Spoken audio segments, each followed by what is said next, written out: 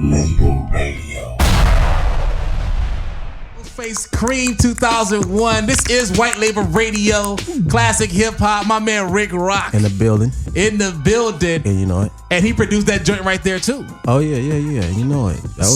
Was you in the studio when they actually recorded that? How did that work out? Yeah, I was in there doing I Can't Deny It for Fab. You know, so for Fab. So we was in there mixing and shit basically, and I just played the joint.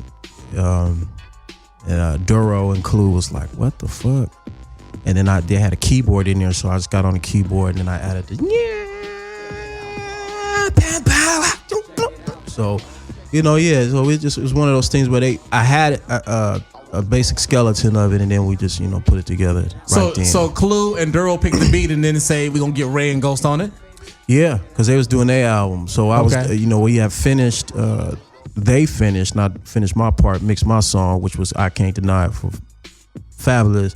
And while they was doing that, they working on Clue's album. Like, yo, we working on Clue. It's just like one of those things. You feel like, oh, I got something for y'all, man. Play this shit. So I didn't know that. Then I came later and went to Enterprise Studio and they were recording it. Oh, so it was two different sessions. So when I came through and I was with them, I got it on video somewhere. You know what I'm saying? We was in there.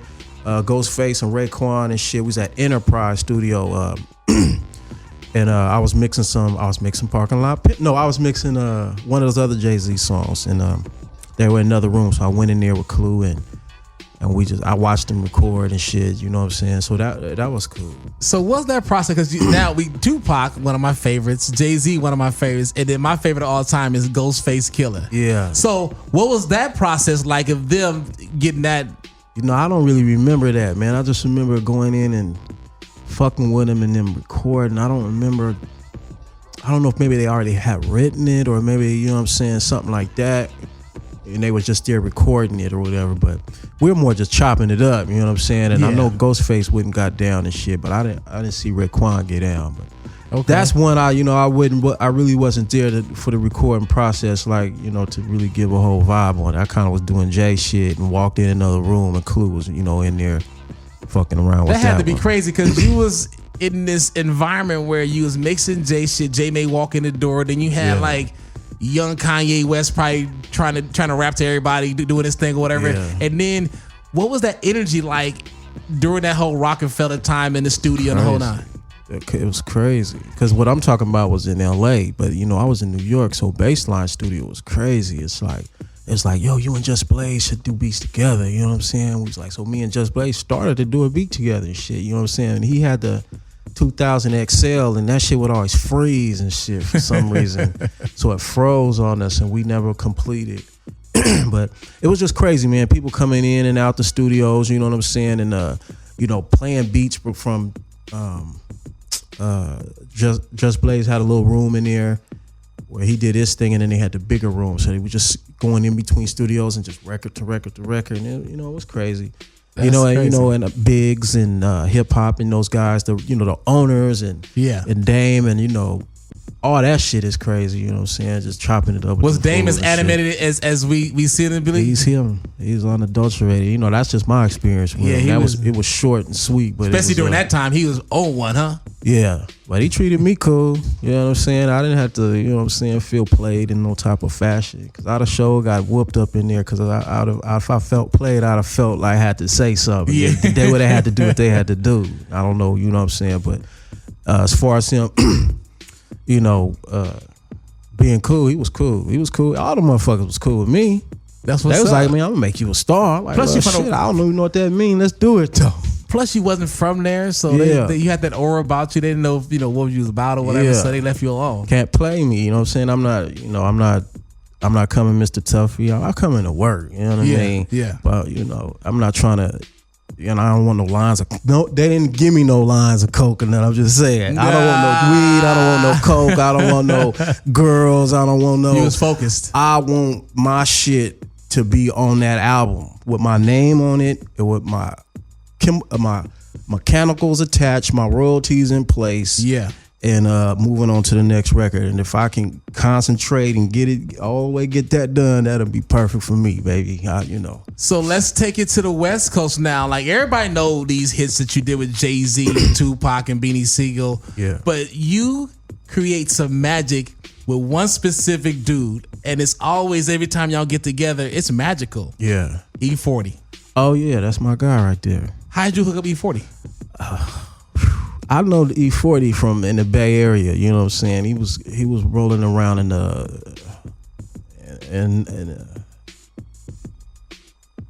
medicine business. You know what I'm saying? He was in the medicine business. I got you. Business. I got you. You know what I'm saying? So way back. And it was just, I don't know, I guess it's destined to be. We both from the 707. That was in the 80s, you know what I'm saying? Okay. When medicine was just hitting and shit. Yeah. And so, I ended up moving to Alabama and shit, and he started really doing his thing in music, you know what I'm saying? So I came back around in 95 trying to do chase my dreams and shit, you know what I'm saying, with SP12 discs in my bag and shit, you know what I'm saying?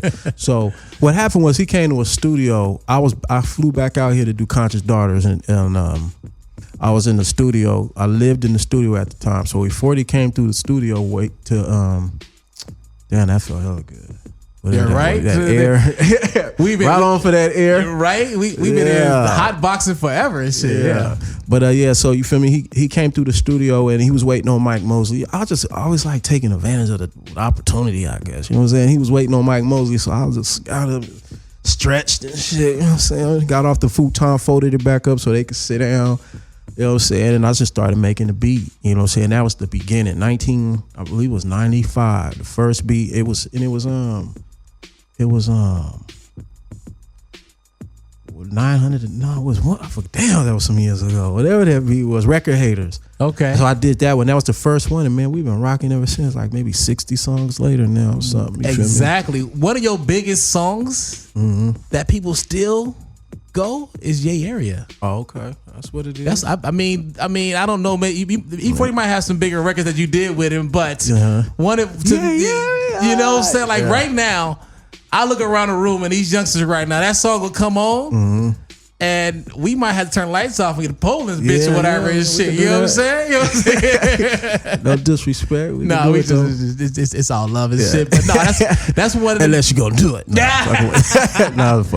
No, but that was one of them joints. Like I watched E-40 perform 3 weeks ago, and when it come on, that sub, that 808, it moves your heart. Yeah.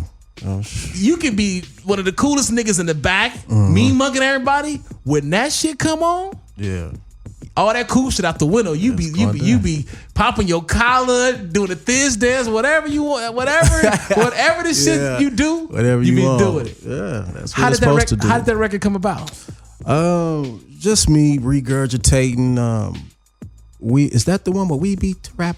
Yes. Okay, yeah. That's something I did on the SB12 years ago. You know what I'm saying? Like that was in the pot. That was in the same CD, SB1200 CD.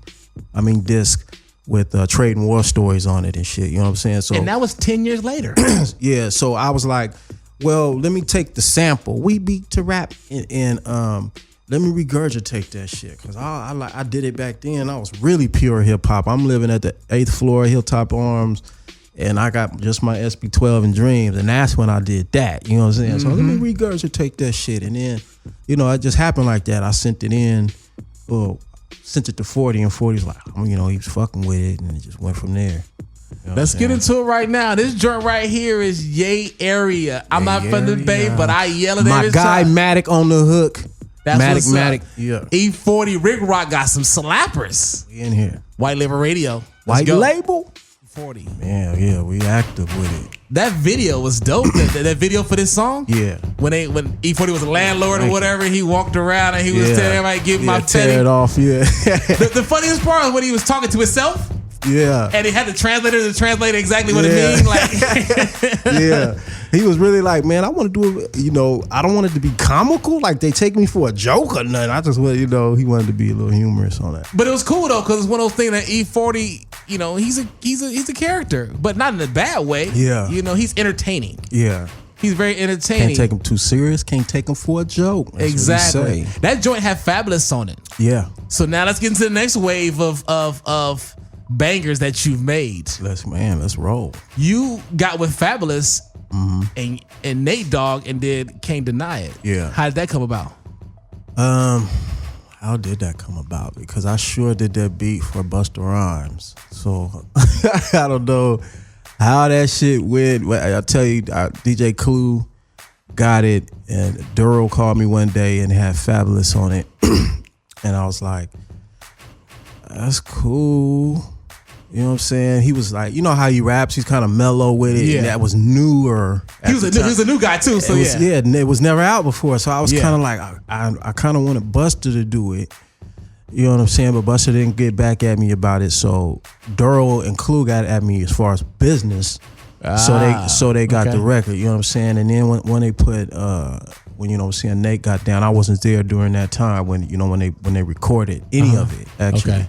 So when I heard the record with Nate on, I said, okay, I get y'all. I see what's going on. You know what I'm saying? And then I still didn't know it was gonna be what it was. It was cool. You know what I'm saying? It was a nice record for me and shit. You know, so yeah, that's how that happened. That was like one of those things where those guys on that side were working hard and were making good records, and they, you know, and I just got to be part of it. That was that one. That's dope. Let's get into it right now, because I think it's Fabulous, one of his biggest records. Yeah. And rest in peace, Nate Dogg. Can't deny it. RickRock in the building. Want that West Coast sound. Lowriders in their video. Yeah. You know, rags on their head. Yeah. And you was the architect of that right there. Yeah. Well, you know, it was West Coast with the bounce. Yeah. It was hip hoppy more. You know what I'm saying? It's like some type of straddling the fence. It just was my life, basically. You know what I'm saying? I was a hip hopper, but West Coast and South with it. So it kind of, you know. So now we on the East Coast with the music. Mm-hmm.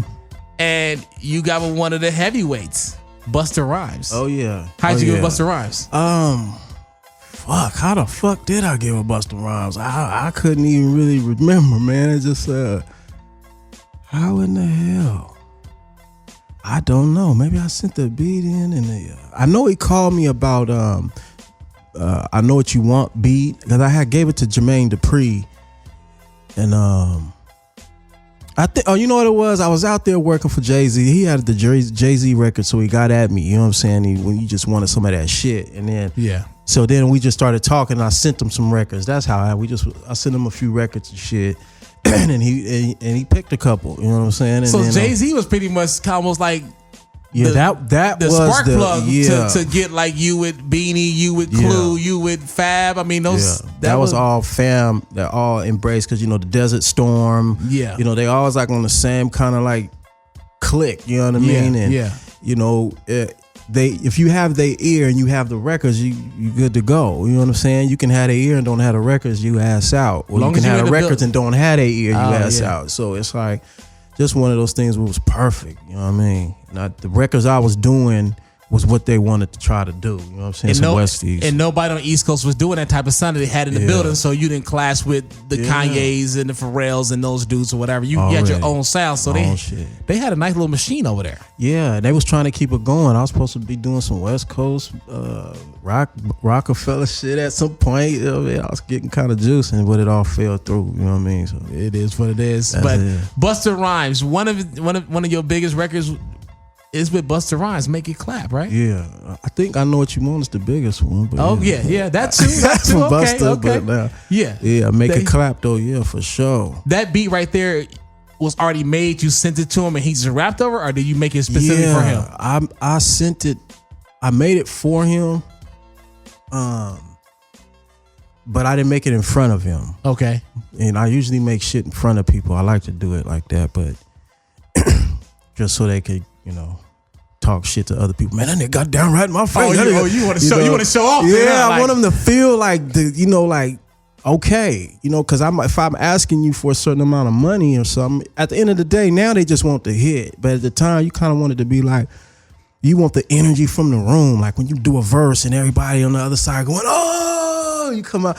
you do it for that too. So when you doing a beat in front of motherfuckers getting the Grinch face and shit, like what the fuck? But that's what we talk about the new music. New music don't have that passion because niggas is emailing beats back and forth or whatever. You don't get in a room and get that vibe to where you feel that energy, and that energy sparks a movement. Yeah, they don't that's have the that magic. Yeah. That's the part. Like it really is something to it. You know what I'm saying? And you're 3 or 4 or 5 in the morning. You're in there with somebody else, and their energy and your energy. It's almost like the energy around the world or something like goes down, so yours can elevate and you can get on this level. As everybody sleep, and then there's more energy floating around, not being used or something, and you can tap into it. And if they tap into it, and it's like 3 or 4 people, and y'all just vibing and coming up with some shit, everybody's creative, nobody's scared. You know what I'm saying? Because that's very important. Like, if you can flow freely and let your shit get out, like, okay, I'm just getting down. Everybody like, oh man, that's the magic. Nobody's scared. Everybody's being ultimate creativity. And what comes out, and it comes out dope and shit, and motherfuckers just be elated. You know what I'm saying? That's the utmost feeling. You know what I'm saying? And then on top of it, if you put it out and it's successful, and then, you know, that's a whole nother monster. But initially, we do it for the so and that'll never stop. So let's get into that major joint. Yeah. Busta Rhymes, Make It Clap. Make It Clap. RickRock on the beat. On the beat. White Label Radio, nails on the 1 and 2s. Let's go. Happen every day from May to May. What I say, I gives a fuck, nigga. I'm on White Label Radio, freestyling, nigga. Yeah, wildin', nigga. While I don't have nothing to drink, I'm still off that shit. I spoke to anyway. My man RickRock. Yeah. He don't just do beats. He actually spits some freestyles. Yeah, I freestyle. I felt that beat. New cats don't freestyle like that no more. You ain't off the top of the head and everything. Top, yeah. That was beat maker. That beat maker, right? Get down. Yeah. That's what's up. So that joint right there was Busta Rhymes, Mariah Carey, the whole Flip Mode crew. Yeah. I Know What You Want. I know what you want, baby. If you give it. Is that your biggest record?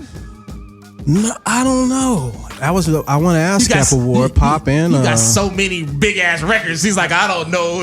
Nah, I don't know. Like, I mean, I think of it like it might be. You know what I'm saying? Commercially and I don't know if success. that's good or not. You know what I'm saying? Because I mean, Change the Game was nominated for a Grammy but didn't win. Did you go to the Grammys? Oh, that was the year that they boycotted, huh? I think so. That was the year that Jay-Z and them boycotted because they wasn't televising the hip hop part of the Grammys or whatever. Yeah. So you know, it's it might be though. It might be because Mariah used it as well on her albums. Yeah. And I think she won some awards for it and shit like that too. So it got a little accolades, but I wasn't privy to it. I was just a producer. You feel me? So it's crazy. So we started this journey with Tupac in 95, and we took your discography all the way up into that joint right there. It was like mid 2000s, right? Yeah. So that was like a 10-year span, and you making hits for top people. Mariah Carey at the top of her game. Jay-Z, Tupac, Busta Rhymes, Beanie Siegel. Yeah. Now we bring it to the current. What's next for you? What you got popping now? Brother, I got my shit.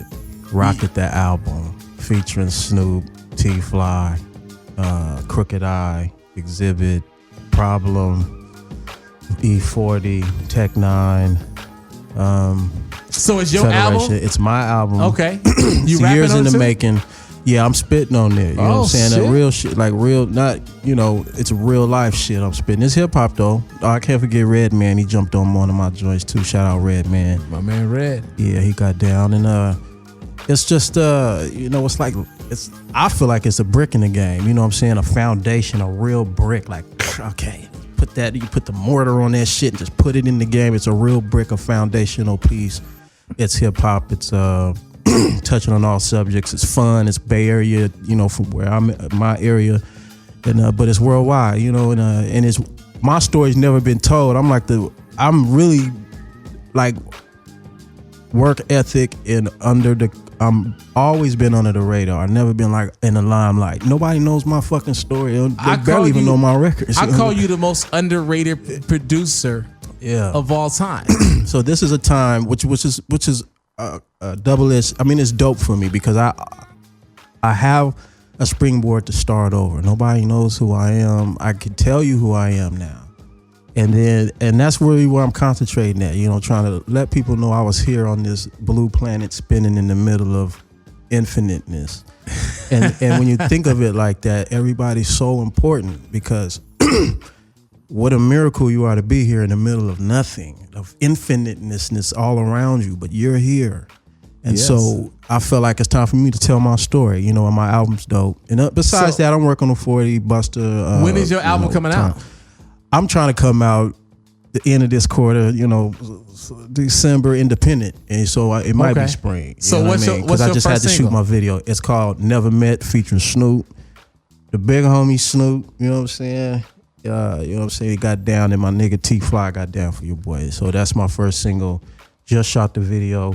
So I'm doing everything indie, so I have to wait for folks. You know what I mean? Like I have to wait for Snoopy's on my first single. He just, you know, put his visuals down. So that, you know, those type of things push me back, you know what I mean? But they have to. So let's get into it. This is actually a debut, because nobody else got this record, right? Nah, you on. We on with this. We the first ones. I was told not to send it to nobody. Okay. Well, you know, keep it then. But I'm gonna send it to a few motherfuckers after you. But we gonna play it for everybody right now. So introduce this joint right here and let's get into it. Yeah, all right. This is my joint, RickRock, aka Rocket, in the 707, Northern Cali, King of Slaps. And this is my joint, Never Met, featuring Snoop Dogg and T-Fly. Check it out. Right here on White Label Radio. Let's go, Nels.